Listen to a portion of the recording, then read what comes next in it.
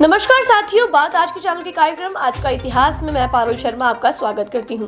दोस्तों, हर तारीख सिर्फ एक पन्ना नहीं होती। कुछ तारीखें ऐसे सवाल छोड़ जाती हैं जिनका जवाब पूरे समाज को मिलकर देना पड़ता है। 30 मई भी एक ऐसी तारीख है जो सांप्रदायिक राजनीति, किसानों की आवाज और संघर्ष से मिले सम्मान की कहानी है। शुरुआत करते हैं सन 1906 से। दोस्तों, आज ही के दिन ब्रिटिश सरकार ने ढाका में मुस्लिम प्रतिनिधित्व की अलग व्यवस्था की मंजूरी दी थी। यह घटना बाद में अखिल भारतीय मुस्लिम लीग के गठन का आधार बनी। यही वह मोड़ था जहां से भारत की राजनीति में धर्म के आधार पर अलगाव की सांप्रदायिक नींव डाली गई थी।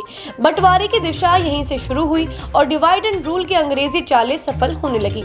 इसके अलावा आज ही के दिन 1983 में किसान नेता और पूर्व प्रधानमंत्री चौधरी चरण सिंह का निधन हुआ था। उन्होंने देश की राजनीति में किसान को केंद्र में रखा। उनके शब्द है कि भारत का असली विकास खेत में होता है, न कि केवल संसद में। उनकी नीतियों ने ग्रामीण भारत को ताकत दी और आज भी कई किसान आंदोलन उनके विचारों को आधार मानते हैं।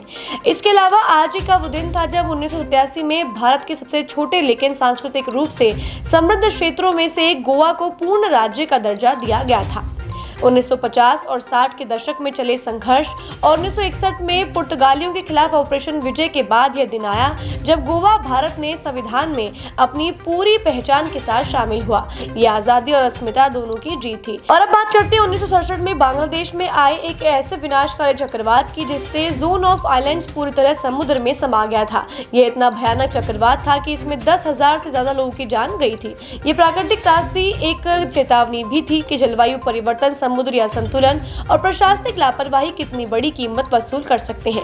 लेकिन इंसानों ने इससे क्या सीख ली? शायद कुछ भी नहीं। तो दर्शकों, ये था 30 मई का इतिहास, एक ऐसा दिन जब राजनीति धर्म से अलग नहीं रह सकी, जब किसान की आवाज संसद में बुलंद हुई, जब एक छोटे राज्य ने अपनी पहचान हासिल की और जब प्रकृति ने बताया कि उसकी नजरों में कोई बड़ा छोटा नहीं होता। आज के लिए इतना ही। कल फिर हाजिर होंगे एक नई तारीख और नई सच्चाई के साथ। धन्यवाद।